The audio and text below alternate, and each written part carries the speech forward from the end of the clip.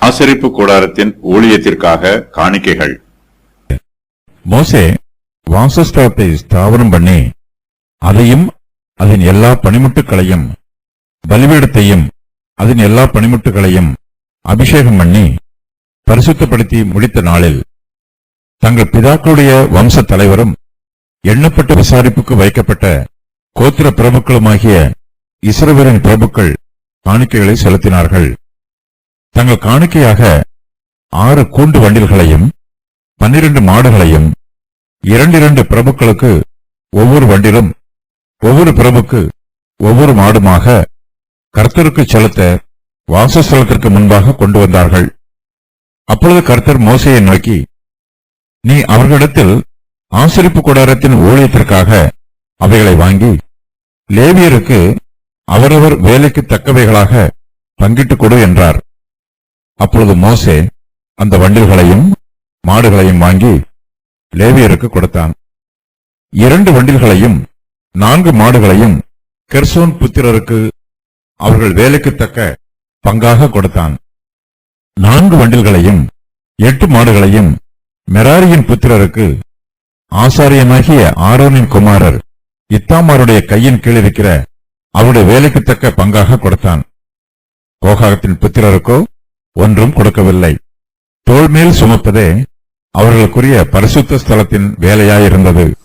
ஆசரிப்பு கூடாரத்தின் ஊழியத்திற்காக பிரபுக்கள் காணிக்கைகளை கொண்டு வருகிறார்கள். அவர்கள் அந்த காணிக்கைகளை கர்த்தருக்கு செலுத்துவதற்காக வாசஸ்தலத்திற்கு முன்பாக கொண்டு வருகிறார்கள். மோசே வாசஸ்தலத்தை ஸ்தாபனம் பண்ணுகிறார். மோசே அதையும் அதன் எல்லா பணிமுட்டுகளையும் பலிபீடத்தையும் அதன் எல்லா பணிமுட்டுகளையும் அபிஷேகம் பண்ணி பரிசுத்தப்படுத்தி முடிக்கிறார். அந்த நாளிலே இஸ்ரவேலின் பிரபுக்கள் காணிக்கைகளை செலுத்துகிறார்கள். 1ஆம் மாதம் 1 தேதியில் எகிப்தை விட்டு புறப்பட்டு 11 மாதங்களுக்கு பிறகு வாசஸ்தலமும் பலிபீடமும் அதிலுள்ள எல்லா பணிமுட்டுகளும் அபிஷேகம் பண்ணி பரிசுத்தப்படுத்தப்படுகிறது.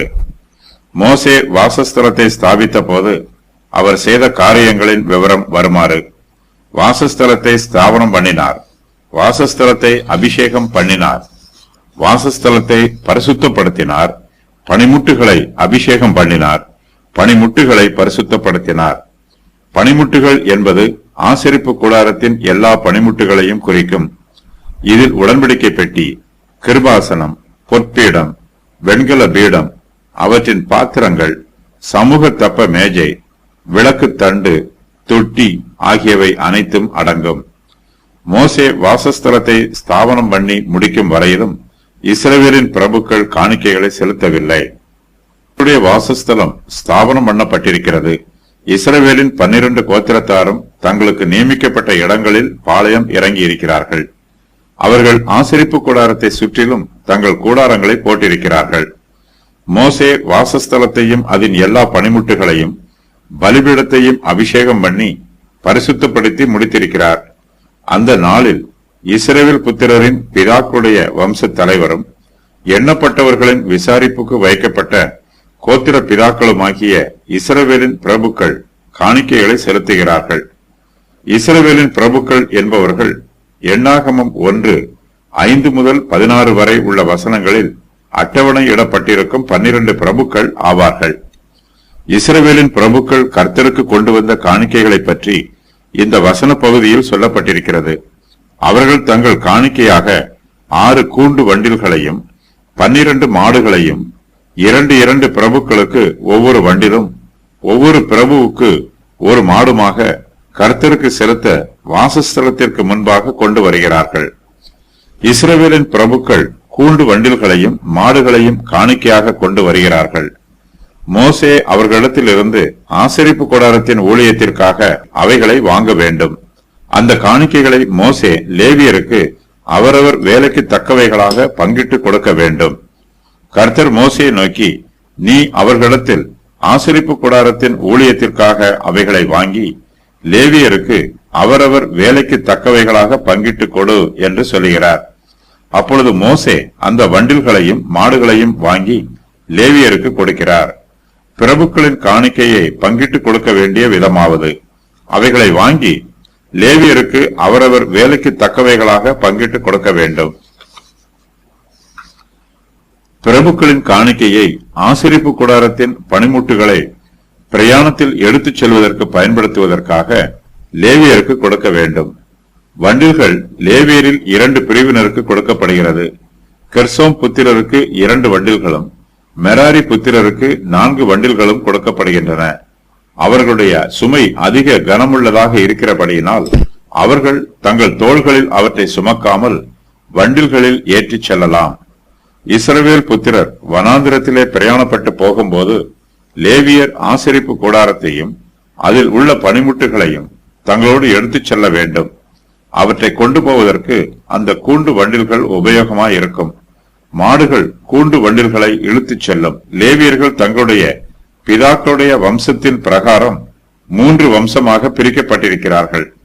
இஸ்ரவேலின் பிரபுக்கள் கொண்டு வந்த காணிக்கைகளை மோசே லேவியருக்கு அவர்களுடைய வம்சத்தின் பிரகாரம் பங்கிட்டு கொடுக்கிறார். கர்த்தர் லேவியரின் ஒவ்வொரு வம்சத்திற்கும் ஒவ்வொரு பணிவிடைகளை நியமித்திருக்கிறார். மோசே அவரவர்களுடைய வேலைக்கு தக்கவைகளாக கூண்டு வண்டில்களையும் மாடுகளையும் பங்கிட்டு கொடுக்கிறார். கெர்சோன் புத்திரருக்கு 2 வண்டில்களும் மெராரியின் புத்திரருக்கு 4 வண்டில்களும் கொடுக்கப்படுகிறது. கோகாத்தின் புத்திரருக்கு ஒன்றும் கொடுக்கப்படவில்லை. மோசே 2 வண்டில்களையும் 4 மாடுகளையும் கெர்சோன் புத்திரருக்கு அவர்கள் வேலைக்கு தக்க பங்காக கொடுக்கிறார்.